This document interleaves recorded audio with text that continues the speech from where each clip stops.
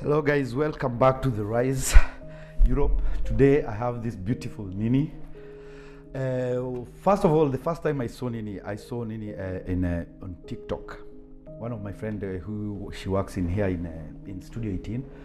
And then when I saw your content, I was like, oh, I really want to talk to this girl. So you'll start by your name and where you're from. Thank you. My name is Ini. Everyone calls me Nini, but my name is Ini Anyanwu. I'm from Nigeria, the south part of Nigeria, Akwa Ibom State. Yeah, okay. So in this The Rise Europe, what we discuss most of the time, we discuss about the integration when you came from back home. But I want to know a bit of you, like back home, your childhood. You can even just fast forward everything, fast. I grew up, yes. I was born in Akwa Ibom State. I grew up in Akwa Ibom State. I attended my education up to my secondary school level in between Akwa Ibom State and Cross River, which is like brother neighboring states. University was in Akwa Ibom State. Everything has been at home. I am a lawyer by profession. Okay, lawyer by profession. Yeah. Nice. I studied law in the University of Uyo, and I went to the Nigerian Law School in Enugu. I practiced law for 9 years as a state attorney before I came to Finland with the Akwa Ibom State government. Okay, so being a lawyer there, how long did it take you to study, like in Nigeria? 5 years in the university, 1 year and some months in the Nigerian Law School. 5 years without strike, but with strike could be more. So you used to work back in Nigeria? Yeah, I worked for 9 years. For 9 years, okay. So how comes like when you're in Nigeria and you're a lawyer, you know, when we hear like people from Nigeria, Africa, like you are big time, why decide to come to Europe? Because that's the thing that I don't sometimes get. I needed a change. You needed a change? Yes. I felt like I had done the most that I could do in that small space. I grew up in Akwa Ibom State. I didn't want to live my entire life in Akwa Ibom, and I always had this conviction that I could do bigger things. So I just needed a change. So the change that you took, did you want to come and continue being a lawyer here, or you wanted to another channel? My dream was actually to work in the International Court of Justice after getting my master's degree, but things changed very quickly. What changed? You can So I have 3 master's degree in law. Currently, I am trying to get the 4th one. I have master's degree in international law. I have master's degree in environmental law and international comparative law as well. But then when I came to Finland, I just felt at home, very, very much at home in Finland. I didn't want to move anymore. I got a job offer in London for climate change mitigation, but I didn't want to move at all. Then living in Finland as a foreign trained lawyer is so difficult to fit in and get a job because of the language barrier. Hey, that's the thing I want to ask. Okay. How did you come to learn about Finland? First, we go back a bit. Well, actually, I studied joint Nordic master's degree in environmental law, which required me to study in Sweden, Finland, and Norway. So my first point of contact was Sweden. I was in Sweden for my first year, my second year in Norway, and then the last 2 years in Finland. So that's how I came to Finland. So after you came from Norway, Sweden, what made you just decide like, now Finland is going to be my home? Let me tell you something. Yes. While I was in Sweden, the entire duration of my program in Sweden, I couldn't get a personal number. It was that difficult to integrate into the Swedish system. Norway was really, I wasn't really settled in Norway because it was during the COVID period, so I was in and out of Norway. But immediately I came to Finland. The first week, I was given a personal social security number. The first week I could open a bank account and everything just worked. So you felt like, hey, this is The teachers, compared to the other schools I had been to, were very supportive. They cared about the well-being. There was food subsidy for students at the university. By the way, it was the University of Eastern Finland in UN, so there was subsidy for accommodation. I was able to find a cleaning job for the first time in Europe. But first of all, before you got the cleaning job, in your mind, did you ever thought like you can come like from a lawyer, you are doing like in your offices, big companies, and then you come and start doing cleaning? How did you take it? It was very difficult. It was very, very difficult because the kind of job I had never done in my life. It doesn't even fit my aesthetic at all. I can imagine. Yes, but I had to because first of all, when you've graduated from school, you need a job to get a work permit. So any job offer really goes a long way. And secondly, I just like the way all the professions here are. Have dignity. Yes, so even if you're even if you're doing cleaning, you're still seen as a professional in Finland. So that also helped shift my mindset from being a lawyer to now cleaning. Yeah. Okay. So your first job, when you came, how long did it take you to get a first job here in Finland? It actually didn't take me so long. You are one of the person you are saying like that. People are saying they've never, like they stay like more than 6 months. How long? Actually, I got 2 job contracts on the same day. That was in Helsinki? No, it was in Kuopio. Kuopio. Yes, it was in Kuopio. I was traveling to Kuopio from UNSU for a job interview, cleaning job in a hotel, and I'm like, okay, in case I don't get this job, why don't I apply for another one while on the bus to Kuopio? And I just submitted the application. I got a call that I was still on the bus. So you didn't have anybody you knew here in Finland? No, I didn't know anyone in Finland. And you got a job? Yes. I just applied online. I used Duunitori to apply. And I have been applying for all my jobs on Duunitori. Take me to the first day you were given that job of cleaning. Do you really want to know? Yes. So I arrived in Kuopio. I knew nobody in Kuopio. I had no friends, no family. And I went for the interview. I got the job. I got both jobs. But I didn't have anywhere to sleep. Because I'm new, but I was really happy, excited that I have the job. So I wasn't thinking like, where are you going to sleep tonight? So what will you eat? So I sat in the park and it was getting dark. Then one Pastor Promise, God bless you, he was like, are you Ini? So apparently another pastor in UNC told him, oh, a sister is in Kuopio.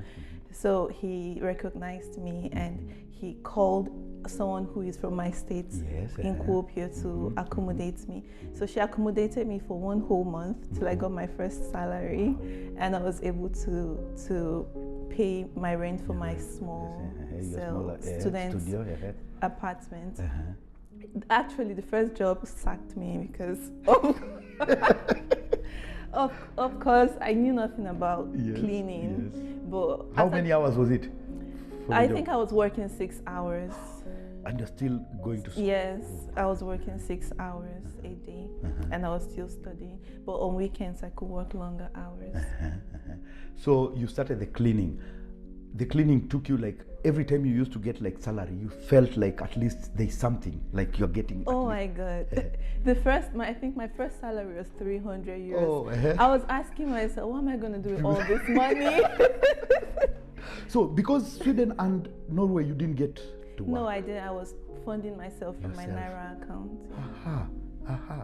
So you got your 300, the first 300. You decided to come out of your friend's place, and you looked for your own place. Yes, because you're paid bi-weekly. Yes, okay. Yes. So the first 300 is for the first 2 weeks, and then another for. It also depends on how many hours you work, and if you work extra time and work on the weekend, so you could go higher. But actually, that was the first, but it was a lot higher. And I told you I got 2 job contracts, so you were planning both. So what was the hardest thing that you found in Europe in general, because you came to Sweden? And can you give me like small, in Sweden, what was the hardest thing that you experienced? In Sweden, it was loneliness. Loneliness, It was very difficult for me to find people to talk to. In Norway, it was the cold. The cold. Yes. Is it more than Finland? Well, it was more than Sweden. Yes, okay. So but Norway like you're going prepared like me for yes. Finland. Yes. In Finland, I think Finland has been just very warm in terms of integrating and meeting people and having this relationship with people. It's been going very well. Nothing to say about Finland, really. So you're telling me like for Finland, there's no challenges you got like so much? Like honestly, like there's no challenges for you? No. How long have you been here in Finland? 5 years now. 5 years? Yes. Do you know me, I can count like, oh my God. But anyway, everybody has his experience. So after you stayed in Kuopio, in your mind, did you think like you're going to be staying there for like, or did you know about these other places like Vasa, Helsinki, or your mind was only on Kuopio? I didn't know about Vasa. Yes, first of all. A job brought me here to Vasa. So I was cleaning. I didn't want to clean for so long anymore. And back in Nigeria, my entire family is tech inclined. So I had been doing some internship and with my parents' company and my sisters, and I got experience with software test automation. So since I couldn't get a law job because of the language barrier, I decided to get like a proper training with software test automation, and I applied to several jobs, and thankfully I got a job offer in Vasa, so I had to move to Vasa. How's your language for like the Finnish or Swedish? Which one do you feel like you can get a bit more? Both. I think Swedish is easier, but I'm more inclined to learning Finnish. Yes. So now you can even borrow water with Finnish or in Swedish when you talk. You can go a place and knock and say like, please, I need water. I can try. Okay. So you came to Vasa. Vasa, did you know anyone? No, I didn't know anyone in Vasa. So you just, the way you went to Kuopio, the same. But at least you had a job. So when you're coming, you have like some money. I already had accommodation in Vasa before I came. So for Vasa, you came to work? Yes. Then after a while, that's the time that I came, I started seeing you like on social media, like on TikTok. What made you start like TikTok, like a person like TikTok? And I think I had some extra time on my hand, because when you're doing cleaning jobs, you're working around the clock, right? To make as little as 1,900, you have to work around the clock. But I got this job and it's very flexible, so I can go to work by 8 in the morning and by 4 I'm done. So the evenings, I just got occupied, and I also wanted to create something for myself. So you just decided one day. Can you take me to that first day that you just opened like TikTok and you said like, I can be doing this and this?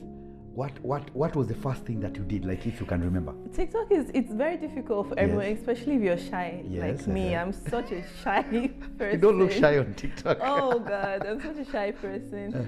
I first started, I think I just made a video showing people how it is in winter, and everyone was like, oh my God, I love your skin. What do you use on your skin? How do you? And I'm a skincare enthusiast. So I was like, why don't I just show people how I do my skincare routine in the mornings and in the evenings? So that's how I started, and I grew my community just showing my skincare routine. But then I quickly diversified into several other things. So, and if I give you like opportunity to tell, there are people back home, like in Africa, in other countries, they really want to come here.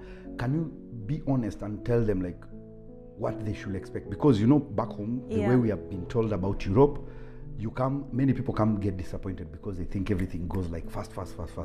So from you, like the way you've seen it, how can you tell somebody who really wants to come? You're welcome to come to Europe, right? It's a home of so many possibilities. I would advise you to learn a skill, to learn a very valuable skill, because most times, especially in these countries that are not English-speaking countries, you really cannot get like office jobs if you don't speak the language, but you can use your skill to do something for yourself. So learn a skill and be patient. Nothing comes easy. I went from being homeless to owning my own house, and you just have to be very patient when you come here, and not too much complaining, rather be open-minded, and whatever it is in your hands to do, just do it happily. And I believe that once you get that first tiny job, it always takes you higher. It's always a stepping stone. So even if it's just paper delivery, it's something that you can start with. That's a step so that you can go to the next always go. And please reskill, because you cannot imagine from someone who has practiced law for several years, master's degree in law. Now I'm coding. So now I'm coding, I'm learning Python, I'm learning C#, I'm learning. So be open-minded and be ready to reskill if it's required of you to. So 5 years from now, what is your vision I'm hoping that I get I get settled here, I get my permanent residence and my citizenship here.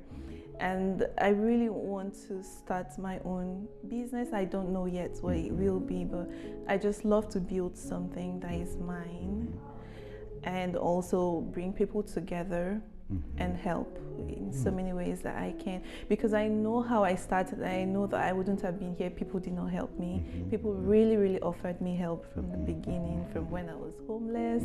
At some point I didn't even have money to buy food. And if I don't mention this, then I'm not grateful. People really helped me a whole lot. So I want to give back as much as I can. Will you ever want to practice law, or the law thing you've put aside? Yes, it's quite premature now, but I have applied for a course called Masters in Technology Law, since now I'm already in tech, and I also have a very good, very solid law background. So I would like to work for companies, technology companies in their maybe law departments, and handle their negotiations, their trademarking, handle their data law, and anything that has to do with law, European law and technology. Okay, thank you very much. For today, I'm very sorry I came late. I think the next time when we meet, I really want now to know you like as Nini. Like I want to know your primary education, how you went, how life in Nigeria was, and then in Sweden. You have a very long story. For now, we just went fast because you had somewhere to go. Yes. But I'm very grateful because you came and you decided to do this. Next time, I promise you, I'm gonna be like 30 minutes earlier. And then no rush. Yes. Thank you very much. Thank you so much too. Yes. Welcome to Studio 18, where style meets perfection, from flawless fades and sharp haircuts. To expert salon treatments, brows and waxing, we've got you covered. Walk in, relax, and leave looking your best.